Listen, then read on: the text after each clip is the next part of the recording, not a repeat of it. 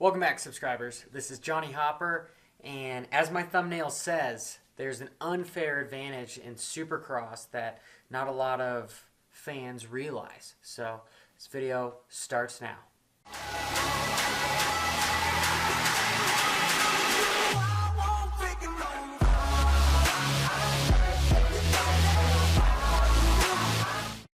And I was racing a local race this weekend, or this past weekend, here in Colorado. It was at Aztec Family Raceway, and I was surprised at how many pros actually showed up, or guys that have their pro cars. And one of them was fellow fly rider.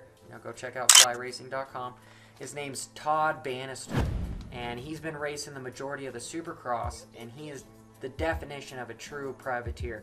Somebody going in your box van, has okay support, but could always use more support. And him and I had a small conversation that I'll show you here in just a second about press day. Trouble. How you doing, Tom? I like the getup. Dude, I've been loving the videos. Oh, thanks, dude. Yeah. And like another thing that was really big was like the press day. Yeah. There's been 3 guys that haven't done press day this year. It's me and like 2 others. And you get 45 minutes on the track. Yeah, no, it's bullshit. It's a free practice day. Yeah, and everyone's all saying like, yeah, dude, they're so gnarly. They jump everything. Like first laps, like they rode the track for like an hour. Yeah, it's like coming out here. You rode Saturday, so during practice, you haul ass and jump everything. Exactly. It's in any kind of pro racing, whether that's arena cross or whatever. That press day is such an unfair advantage. Oh, dude, it's dumb. And like, it used to be like I've done press day in the past. Yeah. And it was 30 minutes, and that's all you got, which is good. Crazy amount, but compared to 8 minutes, then you have to run it. It's 45 to an hour. Yeah. Well, and then the timed, it's like, okay, you have. Press day is such an unfair advantage to the privateers because it's an invite only. So all the factories are going to get invited. All the favorite riders are going to get invited. Some of the top tier satellite teams are probably going to get invited. They only have so much room, but they give these guys 45 minutes of essentially free practice on Friday, the night before the race. That's essential if you're a team, especially if you're trying to race at this elite level.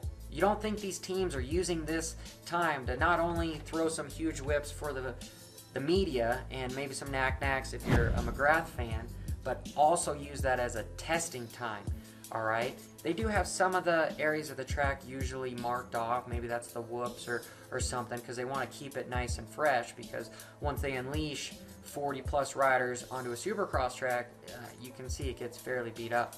But these guys can test tires, can test suspension, can test gearing, can maybe even afterwards go, you know what, we need to swap motors because this one is just not working well for this type of track. And that's a big disadvantage for a lot of guys that are trying to come up, that are basically paying their own. Because on Saturday, you show up and they give you 8 minutes of free practice. And we all know a Supercross track is 40 seconds on the low end to maybe a little bit over a minute. And if it's your first time on a Supercross track, not to mention you have your pro license, so you are a damn good rider, but you're probably going to double,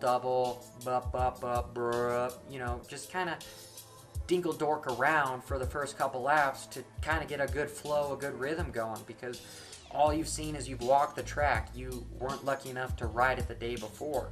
The riders that got to ride it the day before, they come out swinging, and they're doing all the jumps right away, all the rhythms. And if you're one of the fans and you watch qualifying practice, you're like, oh my God, these riders are insane. That guy just jumped that triple first lap. Granted, he may have, you know, there's some riders that I've seen do that exact same thing, and it always blew me away. I was always a slow starter, so I always hated this qualifying scenario. I always did better when it used to be race for qualifying. But anyway, that's not the point of this video. So these guys, they get 8 minutes of free practice, which is maybe 6 laps, maybe a little bit more if you're lucky, and then you get to go back, probably shake out some jitters. All right, I got the majority of the track down. If you're lucky, you got the whole track down, and good for you. I was never in that sort of position, you know, and then you go to qualify and they give you 10 minutes this time, but the pressure's on because you got to throw down a big lap. And if you're trying to do a new rhythm, you think you might do it perfectly the first time. If you're lucky, you might end up over jumping it a little bit, casing it. So you might waste 3 or 4 laps just getting a triple down, okay? So then that blows pretty much your whole qualifying. And then you've got one more qualifying session of 10 minutes. So now going into the third qualifying session, the last qualifying session, you finally now have figured out the track and you're ready to attack it. But they don't do much track maintenance. They'll do a little bit of track maintenance for that last qualifying, but they don't just redo the whole track. So there's still going to be ruts. They normally don't touch the whoops that much, so there's going to be square edges all over the place, so it might not be the most pristine track. You know, every time I was at these events, it was always, guys, your first time on the track was your fastest qualifying session. All right, it wasn't your last. But again, there's a lot of variables. I can be wrong. The goal here is just to start a conversation just about this, as far as every rider should be invited to the press day at least one weekend or another, because it is a big advantage. You know, it's no pressure. Just go out there, kind of learn the track kind of a time, as opposed to just show up and, oh man, you know, things are going at Mach 20. So I hope this video was interesting. Please join the conversation.